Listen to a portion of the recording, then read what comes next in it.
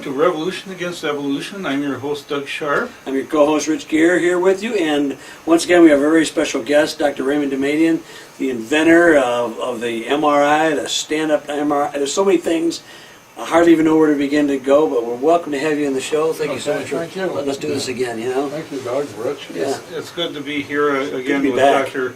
Damadian, and we have just experienced something very special to all of us because we brought my sister here to My wife. to be scanned by Dr. Damadian, and we have found out some things that bring us some hope for her. And she was. Why don't you tell a story, Rich, about what the. Well, 12 years ago, approximately, about 11 and a half, this July, she went into a hospital for a fairly routine surgery. She was some diverticulosis. We would do what they call a bowel resection they were going to do, but under anesthesia, something went seriously wrong.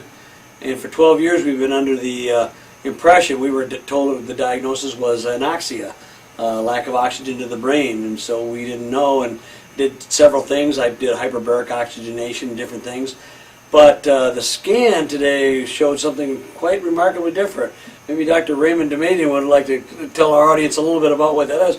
All I know is it's in the first glimmer of hope I've had in 12 years, so I'm very excited. Well, we have some hope. We have a new technology with our upright MRI that gives a lot of insight that the conventional MRI doesn't. And to be specific, the technology that we have is a technology that is able to make movies of the cerebrospinal fluid.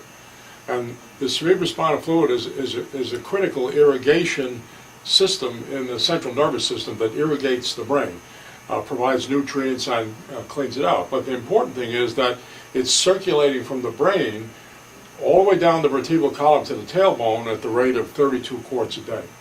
So it's a major physiological entity.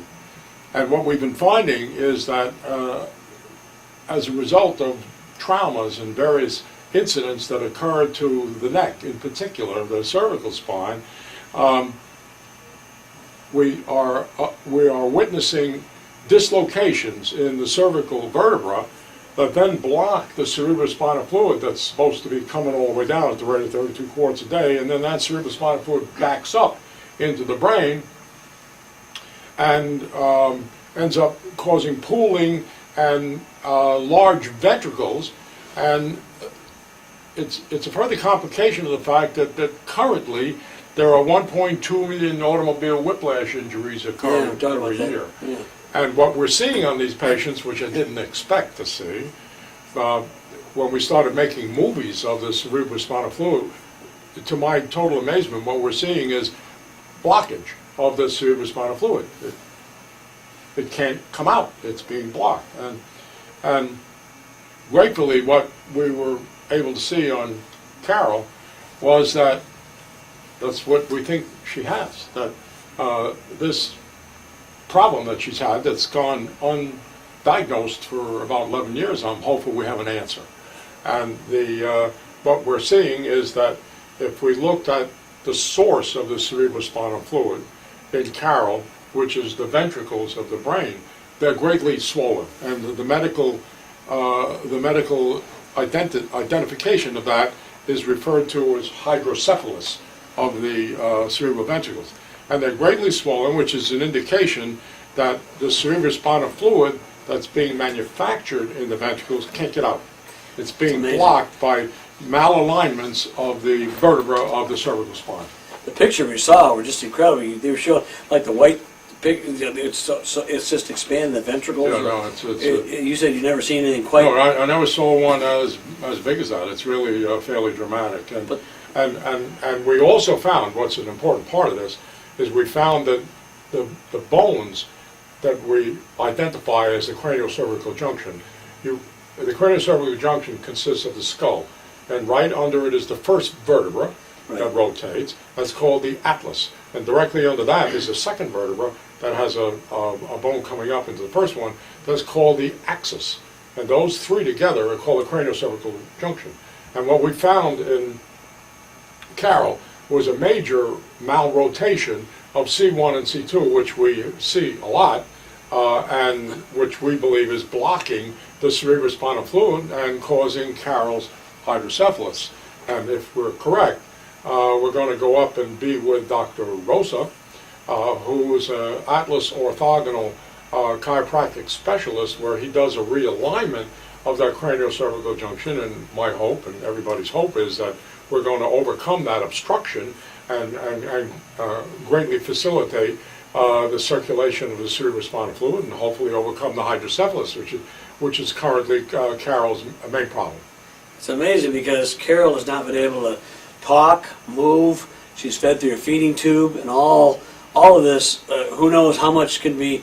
We don't know what's going to happen exactly, but Dr. Damadian believes a significant improvement could possibly happen here, and I'm really excited, Doctor. First, like I say, it's the first bit of hope I've had in pretty much close to 12 years. It's 11 and a half years, and so I'm pretty excited. Yeah, well, about that. I'm hopeful that we have found something that we can address and do something about it. Until we actually do it and do the realignment of the craniocervical junction, I can't assure it. But it's certainly consistent with the problems that Carol has, and it was actually a surprise to me that in all the years that she's had medical evaluation, nobody has made MRI images of the brain, and that nobody has seen these giant ventricles, because they're not subtle. They're very pronounced. I know, and the thing is, this is a very big one. Like you were kind of, your comments to me were like, well, I've never seen one this big, and I go, whoa. But because you've seen a lot of these, you do a lot of these scans, and you've really helped a lot of people through this procedure. This upright MRI is able to see things in ways that normal MRIs don't even get to see. Well, let me show you, for example, what we did with Jim McMahon. I'll be right back. Yeah, we'll talk in a second. Dr. Raymond Damadian is going to go get some pictures here, but we have Dr. Jim McMahon, the football player from the Chicago Bears. Right.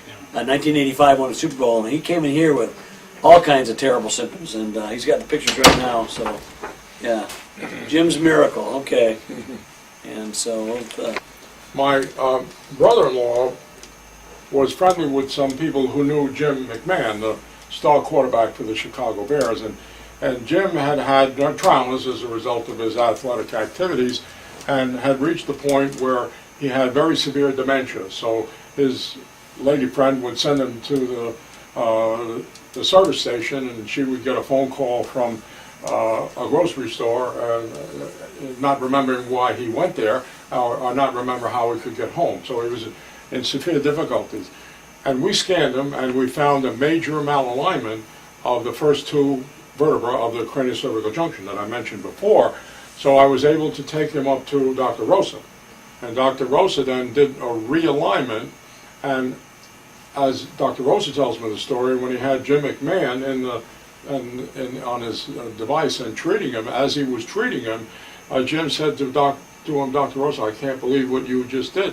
The moment you did it, I felt like Niagara Falls was coming out of my head. I can imagine that. And he has since been completely successfly treated and free of symptoms. Yeah, but there was a young baby here. I think Mary was talking about, Yeah, that's right. who had this hydrocephalus, and basically all the symptoms disappeared. Yeah, well, there's empirical evidence. This is something pretty spectacularly that can happen. And that Charlie, you're talking about, the hydrocephalus went away and she was cured. And it's like, I'm thinking, like Jim McMiracle, I think of Carol, we call it a caracle, the Carol miracle.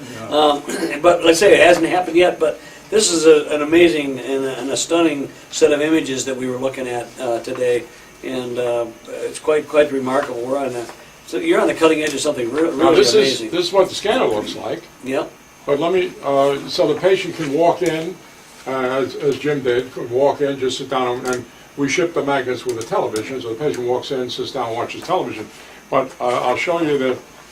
With Carol, we had some interesting things, because it's not so easy to get her in, but we got her in. We had 4 of us pick her up, and she was able to she was real quiet. What we're able to do with the patient, as you see here, yeah, you can put the patient in virtually any position, right, in any weight-bearing position. What it enables us to do is ask the patient to put themselves in the position that's causing pain. So we can snap a picture in the pain-causing position, and it makes a big difference. Mm-hmm. And I'll show you the images of this one patient. if you scan the patient just upright in the neutral position, you saw a disc herniation in the neck of only one. Okay. If you then took the patient and did an extension, it wasn't one herniation, it was a double herniation. Oh. And what this is indicating is if the surgeon saw that, he's going to do a different procedure than he does here. In fact, he's going to do the wrong procedure because he's going to fuse C5-6 when he's got another disc right above it that's herniated. Wow. Wow. You know, the thing about it is, we haven't really gotten a lot into it, but Dr. Damadian is a you know, our show is a revolution against evolution. He's a young earth creation guy. I find it ironic, I've told this to other people, I says, wouldn't it be neat, all these doctors out there, and the guy that gets responsible to help Carol in her situation would be a young earth creation strong believer in the Lord. And I thought that would be just the Lord's providence, His Lord's maybe sense of humor a little bit. They go, all these other doctors, they're fine for what they do, but they miss something that you were given the grace to see and to do. And I feel very blessed and honored to know you, to actually be able to do these interviews, but to have Carol come in and look at these things. And of course, Dr. Damadian's first thing is I'll be very honored and blessed if Carol gets fixed, and that you're able to see that. That's the type of a person he is. But I don't know, Doug. Was there you haven't got a word in edgewise here, Doug? We're going to let you talk if you want to. I have a question, and that has to do with the upright phonar MRI itself, and why it is different than the other MRIs that are on the market today. Could you explain that? No, sure. Well, the standard conventional MRI, and we have our MRI is unique, and for which is it scans the patient upright. So the patient, instead of walking in and lying down in the scanner, which is a conventional MRI, walks in, sits down, and watches television. And we're able to put the patient in virtually any position. Yeah. And it makes a big difference because a major need of the MRI examination is back pain. And when you ask the patient, when do you get back pain? And he says, well, when I get up in the morning. And then he goes to a conventional MRI and they say, good, lie down, we'll take a picture. So the examination is made without the necessary weight load and the positioning that allows you to see the real pathology. But because we can put the patient in virtually any position, specifically the position that causes pain, we can snap a picture in that position and know exactly what the pathology is for the patient. So it really makes a big difference. And then the most recent thing that we discovered, as I mentioned earlier, is all of a sudden we discovered that the cerebrospinal fluid is a very dynamic physiological entity that's coming in and out of the brain and circulating to the spine at the rate of 32 quarts a day, and we're making movies of that. And we're seeing that on these patients who have whiplash injuries that are occurring at the rate of 1.2 million a year, we're seeing that the cerebrospinal fluid is obstructed. And then it backs up, and we believe that interference and that obstruction of flow is at the root of multiple sclerosis, is the root of Alzheimer's disease, is at the root of Lou Gehrig's disease, and the one that gives me the most passion is it's at the root of childhood autism, because the recent procedures for child delivery have gotten more extensive and more aggressive in terms of hands going in and pulling the heads out, and we're seeing a lot of people with autism. And when I went to medical school, I never heard the word. It didn't exist. I graduated in 1960. Autism didn't exist. Now all of a sudden it's a universal problem. We've had two ladies who had autism. We treated them and autism went away. And they had it for 15 years. Wow. This is what gives me hope, Gus, because Carol's been in this condition for a long time, and even though it's been a long time, we're still hope that we can actually get some restoration. It would really be. This would be a miracle to me. I'm really. I'm still kind of reeling about how amazing because we came in here not really knowing. I'm thinking to myself, what does Carol or I have to lose? I want to come out. Plus, I enjoyed speaking to you last time so much, but and then what we actually saw was so incredibly.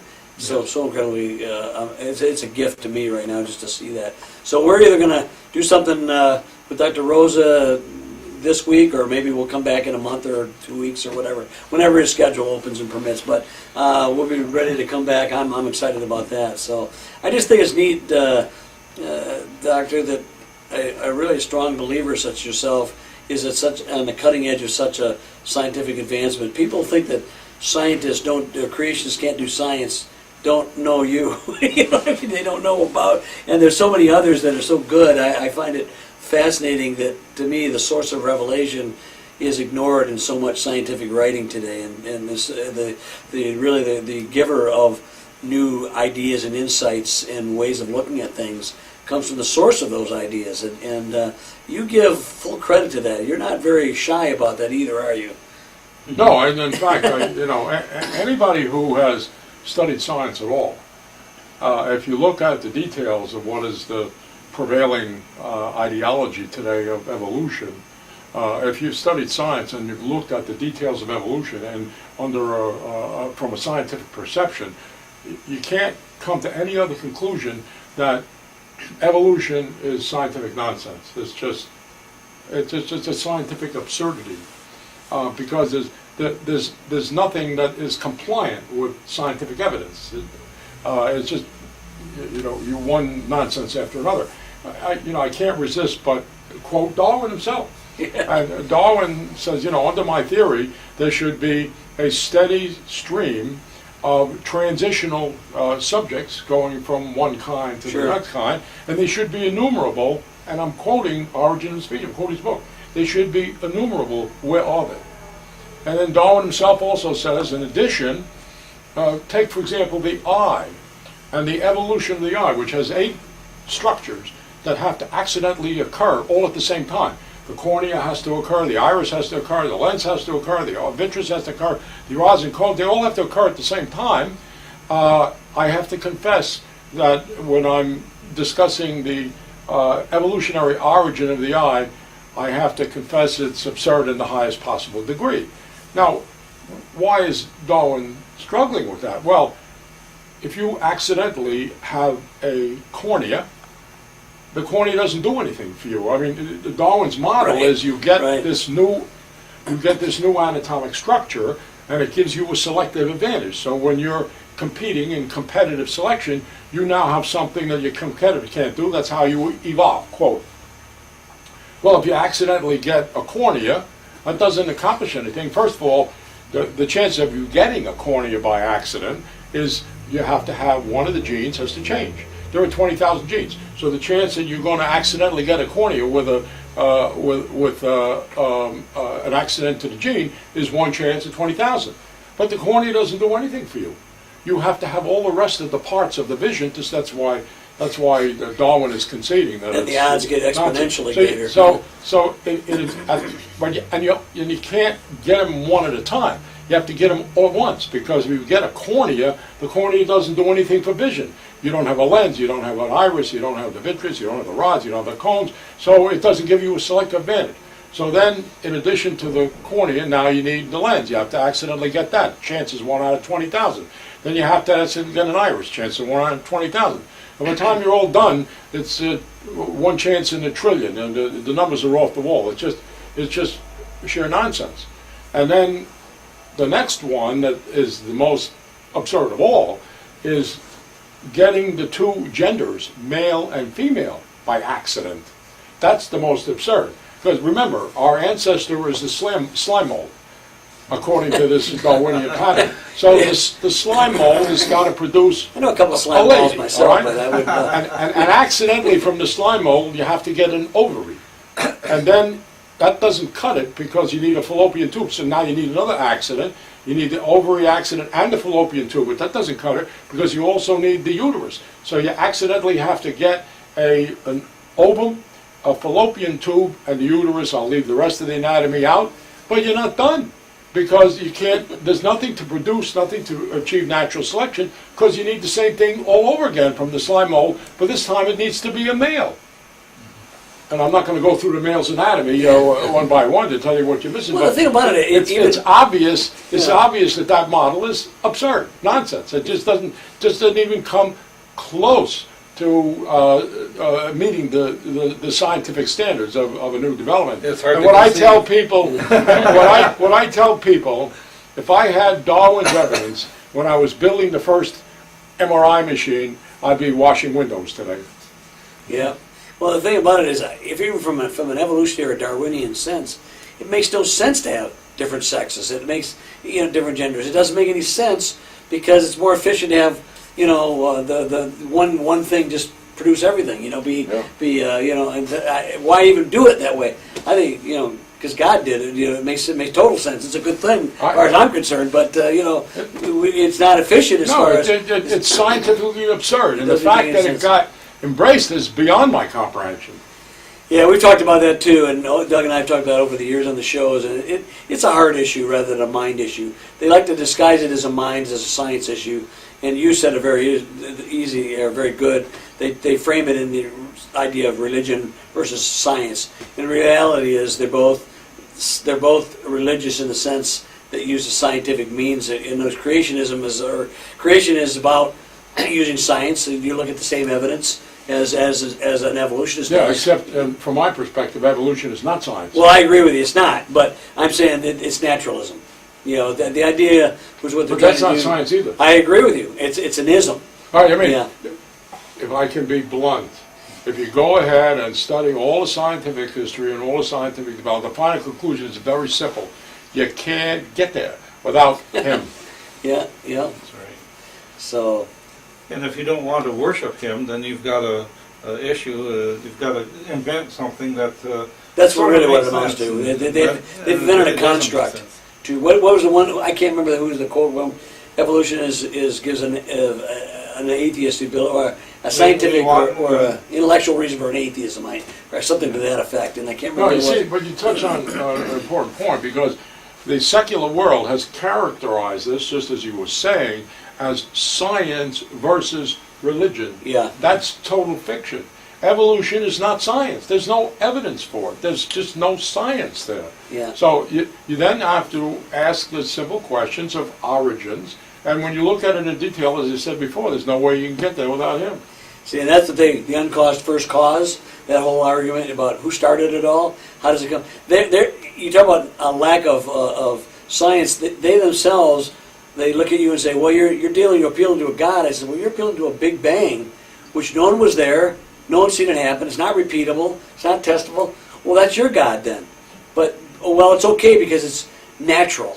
It's not some supernatural thing. I go, I think God is perfectly natural. You know what I'm saying? He makes everything. He makes everything in the natural world because of his above natural makes sense. Nothing else really. Like I agree with you. Nothing makes sense without him in the first place. There has to be an uncaused first cause. Spontaneous generation has been disproved macrobiologically, microbiologically, everywhere. And they keep trying to go down because if you appeal only to naturalism and properties inherent in matter, you cannot get there from here. Properties inherent in matter do not organize themselves into replicating molecules in any either asexual or sexual way, let alone they're inert. They don't do anything. It's not you need the material, you need the information, the impetus to make things happen. And that's what I think we're talking about here. I wanted to get back to Carol's diagnosis. And He's pretty good. He focuses like that. What we want to talk about is, what steps are we going to take from here? We're going to be taking her to see a different doctor, Dr. Rosa, that's right? Yes. And what do we expect that he's going to be able to do for Carol, and how will that maybe relieve this hydrocephalus that we found today? Well, my hope is that the cause of Carol's symptomatology is that her cerebrospinal fluid that has to circulate from the brain to the tailbone at the rate of 32 quarts a day, that pathway is obstructed. Mm-hmm. And so the cerebrospinal fluid that's being manufactured at the rate of half a quart a day is being added to the cerebrospinal fluid, can't get out. And it's backing up in the brain. Now the obvious answer, if we can achieve it, is to remove the obstruction so that the cerebrospinal fluid can restore its normal circulation. Once that happens, then all this backup that we're seeing in her MRI images of the brain, the giant ventricles and the pooling of the cerebrospinal fluid, that's going to go away.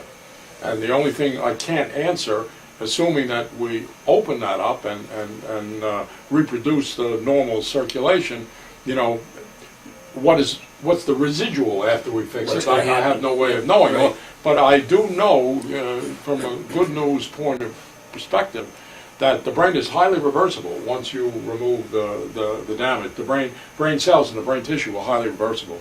So See, that's what that in the last 10 years they've discovered a lot more. They've become much more open. I remember really they used to think brains were little blocks and you could never, nothing could ever hook. Now they know that's not the case at all. So it's quite the science of brain science has been quite revolutionary, quite new things. Well, and the other thing too is now we have this new technology called MRI, Yes. where we can look at Carol's images in detail, and we can look at the brain structure in detail and establish definitively the extent to which we have restored it to normal. My hope is it's going to be fully restored. Also find it interesting, I know we're getting running short of time, is how your discovery, I call it revelation, that about the spinal cord, which in medical school you didn't really get taught a lot about. They were just like bricks, and now you come, to me even that was kind of neat. It's a complete organ. It's a structure, but it would be like taking little parts of the kidney or the heart and saying this little piece is separate, but it's all one organ, and it works together in sync, and that's why the cerebral spinal fluid being obstructed is messing up that whole business of the brain. It's all connected together. Yeah. Well, it's certainly revolutionary that of what you're doing is something that we I don't think is really. It's only something you've discovered in the last few years, That's isn't right. it? Yeah. Well, what Rich is saying is that you can be intuitively deceived by the spine, because when you just look at it and you don't perceive it in any depth, it looks like a stack of blocks. Yeah. It looks like a stack of blocks, but as the chiropractors have known for a long time, it's a lot more than a stack of blocks. And I keep arguing if they didn't know what they were doing, they would not be making the living that they're making now. And I was invited to years ago to a chiropractic convention. There was 3,000-4,000 people there, and I was an MD. I mean, I didn't have this perception. I said, well, if all these people, if what they were doing wasn't working, there's no way there could be 3,000 people in this organization. And but the important thing, and it's important for the medical community to understand this, and I had a limitation because I went to a standard medical school, and the instruction that I got on the brain was many months. The instruction I got on the heart and its physiology was many months. The instruction that I got on the spine was close to zero. But what the reality, and the chiropractic community understands this, is that the spine is much more than a stack of 24 blocks. It's, in fact, a complete physiological organ. You do something at one end, you can have a profound impact on another. And I had a patient come to me who was having very severe low back pain down at L4, L5. And he said, Dr. Damadian, he said, I'm worried unless we do something, I'm going to end up in a wheelchair. As I talked a little more to him about it, I noticed that he had some symptoms up in his neck. So I said, oh, Dan, what we can do, which may help you, we'll scan your neck and see if there's anything in the cervical spine. So we scanned him in the cervical spine. He had a major dislocation of C1 and T. I took him to Dr. Rosa. The same doctor who treated Jim McMahon, Dr. Rosa realigned him, and to my complete astonishment, all of his low back pain went away. 2.5 feet away. He treated in the cervical spine, and all of his low back pain went away, which convinced me beyond repair that you have to see the spine as a lot more than a stack of blocks, but it's a complete physiological organ from one end to the other. So we're going to have to wrap up. We'll see you next time on Revolution Against Evolution.